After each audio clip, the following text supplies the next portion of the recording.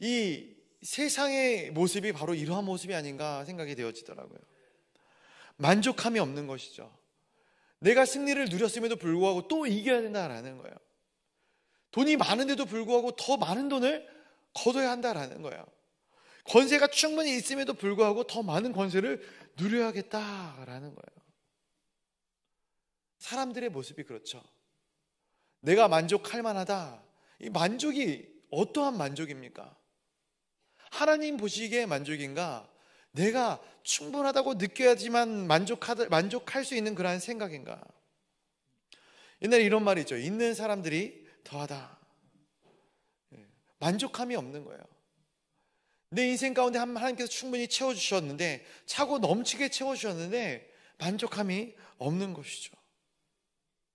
이기고 또 이기려고 하더라. 계속해서 승리를 갈망합니다. 근데 무엇 때문에 이기는지를 모르는 거예요. 계속해서 승리만을 추구하는 삶을 살아나가는 것, 이러한 모습이 말씀 가운데 그려지게 되는 것이죠. 그래서 본문 가운데 사도 요한이 이런 것들을 보게 되는 거예요. 지면 못 사는 사람들, 계속해서 이기고 또 이기고자 하는 그러한 이겨야 식성이 풀리는 사람들. 혹자는 이 흰말을 탄 사람이 예수님이 아닌가, 그렇죠? 신천지에서도 흰말을 탄 사람을 신천지 교주로 표현하지 않습니까? 그런데 여기서 나오는 이 흰말을 탄 자는 그 자가 아닙니다. 물론 19장에 백마를 타고는 예수님이 기록되어지고는 있습니다. 근데 오늘 본문과는 달라요. 애통하다, 이 인을 떼보니까 기껏 보여지는 것이 바로 이 첫 번째 환상이었던 것이죠. 사도 요한이 이 첫 번째 환상을 보게 되는 것이에요. 또 그래서 두 번째 인을 뗍니다. 어린 양이 두 번째 인을 떼는데 우리 3절과 4절의 말씀도 같이 보도록 하겠습니다. 3절과 4절의 말씀입니다. 시작. 둘째 인을 떼실 때에 내가 들으니 둘째 생물이 말하되 오라 하니 이에 다른 붉은 말이 나오더라. 그 탄 자가 허락을 받아 땅에서 화병을 제하여 버리며 서로 죽이게 하고 또 큰 칼을 받았더라. 아멘. 백색 말 뒤에 붉은색 말이 나온다라는 거예요. 근데 이 말이 이 땅 가운데 어떤 것을 한다 이야기합니까? 화평을 제하여 버리는 상징적인 말이었다라는 거예요. 불다라는 것은 우리가 생각하는 것처럼 피를 의미하는 것이죠. 서로 죽이게 하는 것. 그래서 그의 손에는 보니까 큰 칼이 있다라는 거예요. 서로 상하게 만들고 늘 해하게 만드는 것이 이 두 번째 말. 그래서 전쟁하는 것, 그리고 전쟁하는 일들을 꾀하는 것, 이런 것들을 보게 됩니다. 근데 오늘 이 말씀 가운데 하나 특이한 게 있어요. 4절 말씀에 보니까 그 탄자가 어떻게 하고 있다고 그래요? 허락을 받아서 땅에서 화평을 제하여 버리더라. 허락을 받았다라는 거예요. 전쟁과 어떤 이런 박해, 서로 다투고 싸우는 건 역시도 허락을 받고 이 모든 일들이 진행이 되어진다라는 거예요. 5절, 6절 말씀 한 번 더 읽어보도록 하겠습니다. 셋째 인을 뗍니다. 우리 5절과 6절의 말씀을 한번 같이 보겠습니다. 시작. 셋째 인을 떼실 때에 내가 들으니 셋째 생물이 말하되 오라 하기로 내가 보니 검은 말이 나오는데 그 탄 자가 손에 저울을 가졌더라. 내가 내 생물 사이로부터 나는 듯한 음성을 들으니 이르되 한 데나리온의 밀 한 대요 한 데나리온의 보리 석 대로다. 또 감람류와 포도주는 해치지 말라 하더라. 아멘. 셋째 인을 떼게 됩니다. 그런데 이때는 검은 말이 나왔다라는 거예요. 이 검은 말은 죽음을 의미하는 것이죠. 우리가 장례식 때도 검은 옷을 입는 것처럼 이 검은 것은 죽음을 의미합니다. 그런데 그 검은 옷을 입은 이 말 탄 자가 보니까 검은 말을 탄 자가 손에 무엇을 가졌다 이야기하냐면은 저울을 가졌다라는 거예요. 저울을 가졌다. 그리고 말을 하는데 한 데나리온의 밀 한 대, 보리 석 대다라고 이야기를 합니다.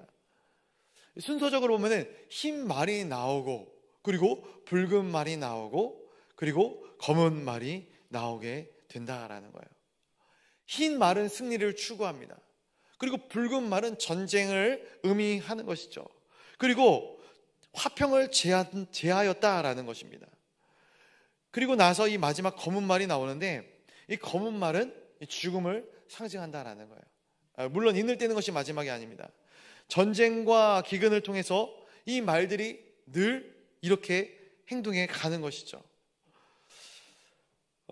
이 전쟁과 기근을 통해서 이 이어지는 검은 말이 나오는데 보니까 한 데나리온의 밀 한 대다. 한 데나리온은 우리가 잘 아는 것처럼 당시의 사람들의 하루 일삭을 이 한 데나리온이다 표현을 합니다. 그런데 평상시에 보니까 역사에 보면은 한 데나리온으로 밀 10대를 살 수 있었다 이야기를 합니다. 그런데 이 전쟁과 기근으로 인하여서 이제는 밀 한 대밖에 사지 못했다라는 거예요. 볼도 마찬가지예요. 수많은 이 재물을 살 수 있는 이 양을 가지고도 이제는 이 적은 양밖에 살 수 없었다라는 거예요. 오늘 우리가 화평한 시대 가운데 살기에 이 말의 의미, 이것의 의미를 얼마나 우리 마음 가운데 삶 가운데 와닿을지 알지 못하겠어요. 그런데 지금도 이 세상에 보면은 끼니를 걱정하며 살아가고 있는 수많은 사람들이 존재하는 것이죠. 이제 우리 필리핀 단기 선교팀이 곧 복귀를 하게 될 것인데 그들이 사는 이 캄보디아 땅 역시 그렇게 부유한 나라가 아닙니다. 역사적으로 제 통계를 좀 자료를 살펴보니까 지금도 세계의 10분의 1, 10명 중에 1명은 먹을 것 가운데 굶주리며 하루에 이 일용할 음식을 걱정하며 살고 있다라고 합니다. 통계되어지지 않은 인원까지 생각하면은 더 많은 인원이 이 하루에 어떤 것을 먹을까 걱정하면서 굶주리며 허덕이며 살아가고 있다라는 거예요. 역사의 주관자이신 하나님이 거두고자 하시면 이 모든 것들이 다 거둬지는 것이죠. 우리가 가진 이 평화와 이 안락함은 하나님께서 허락해 주신 것입니다. 그럼에도 불구하고 우리는 이 땅 가운데서 얼마나 감사하며 얼마나 만족해하면서 살아가고 있는가? 우리가 누리는 이 화평, 이 평안을 우리는 얼마나 만족해 하십니까? 우리는 이 평화를 우리가 우리의 손으로 지켰다, 우리의 손으로 누린다라고 늘 생각하며 살아갑니다. 그러나 우리가 누리고 있는 이 평화를 우리가 지키는 것이 아니라 하나님께서 지켜주셔야지만 유지가 되어지는 것이죠. 하나님께서 그 손길을 거둬가시면 우리가 지금 누리고 있는 이 작은 평화도 깨지게 된다라는 거예요. 어찌 보면 오늘 말씀 가운데 사도 요한이 보고 있는 이 환상은 이미 마태복음에서 예수님께서 제자들에게 말씀해 주신 그러한 말씀에 기록된 내용들과 같다. 그런데 오늘 사도 요한에게 다시 한번 보여주시는 것이죠. 다른 이야기가 아닙니다. 마태복음 24장에 보면은 이 마지막 세대의 징조에 대해서 나옵니다. 제가 한번 읽어드릴게요. 마태복음 24장 9절로 13절의 말씀인데, 그때 사람들이 너희를 환난에 넘겨주겠으며 너희를 죽이리니 너희가 내 이름 때문에 모든 민족과 미움을 받으리라. 그때 많은 사람이 실족하게 되어 서로 잡아주고 서로 미워하겠으며 거짓 선지자가 많이 일어나 많은 사람을 미혹하겠으며 불법이 성함으로 많은 사람의 사랑이 식어지리라. 그러나 끝까지 견디는 자는 구원을 얻으리라. 아멘. 따라서 이 요한계시록에서 나오는 이 말씀은 이 동떨어진 말씀이 아니라 이미 예수님께서 그들 가운데 해주셨던 말씀을 다시 한번 이 사도 요한에게 환상으로 보여주고 있는 것이죠. 근데 6절 말씀에 보니까 또 이런 고백들이 있어요. 기록들이 있어요. 감람류와 포도주는 해치지 말라. 좀 난해한 본문이긴 한데 하나님께서 모든 것을 다 막아버리시지는 않는다라는 거예요. 백마와 이 붉은 말과 이 흑색 말, 그 검은 말이 나오는 그 암울한 상황 가운데서도 하나님께서는 이 역사의 모든 것들을 끊어버리시지 않는다라는 거예요. 심판 때에도 반드시 남은 자 7,000명이 예비되어져 있는 것이죠. 우리가 계시록을 묵상하면서 계시록이 어렵다, 또 무섭다 이런 느낌을 받는데 계시록이 무섭다라고 느껴지는 이유는 이 말씀이 심판에 대한 말씀이기 때문에 그럴 것입니다. 그러나 이 말씀 가운데 우리가 더 깊게 말씀 묵상하다 보면은 이 말씀을 통해 드러나는 하나님의 긍휼하심과 그리고 죄인 된 자들까지도 사랑하시는 하나님의 그 마음이 느껴지는 것이죠. 그래서 오늘 이 10절에 보니까 심판하여 우리 피를 갚아주지 아니하시기를 어느 때까지 하려 하시나이까 라는 이들의 요청에 하나님께서는 보류하시는 것들을 보게 됩니다. 아직은 때가 아니다. 아직은 구원을 받아야 할 사람들이, 아직은 하나님께로 나아갈 할 사람들이 여전히 존재한다라는 것들을 보게 되는 것이죠. 오늘 본문 말씀을 보면서 깨닫는 것 한 두 가지 정도를 나누고 말씀을 맺고자 합니다. 첫 번째로는 이것입니다. 세상에서 우리가 영원한 것처럼 살아가지만 이 세상에 영원한 것들은 하나도 없다라는 것이에요. 물론 우리가 하나님께서 우리에게 허락하신 삶을 최선을 다해서 살아나갈 필요가 반드시 있습니다. 그러나 우리가 최선을 다해 이 땅을 살아나가면서 하나님께 맡기지 못하는 것은 교만이다라는 거예요. 모든 것들은 흥망성쇠가 있습니다. 그리스도, 로마도, 몽골도, 대영 제국도, 그리고 지금 어떤 보면 이 세상의 패권을 잡고 있는 수많은 강대국들도 언젠가는 몰락하게 되어져 있는 것이에요. 영원한 것은 없습니다. 이 세대에 막강한 영향력을 가지고 있는 인물 혹은 집단, 그 모든 것들이 이 세상의 모든 것들을 움켜쥐고 살아가고 있는 것처럼 보일지라도 아니죠. 태산이 높다 하되 하늘 아래 매인 것처럼 우리의 모든 역사의 어떤 강한 이 권세와 권력들도 하나님 아버지 앞에 작은 것인 것을 우리가 기억하셔야 합니다. 그리고 그 모든 권력들도 하나님께서 허락하여서 누리는 것이지 그냥 함부로 누리는 것이 아닌 것이죠.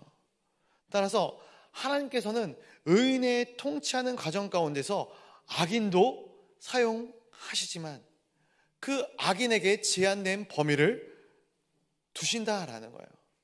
그 악인이 자신의 권세를, 하나님의 이 선을 넘어서면은 하나님께서는 과감히 그 선들을 끊어 버리신다라는 것이죠. 그래서 오늘 네 번째 말이 나왔을 때 땅의 4분의 1의 권세만을 얻는 거예요.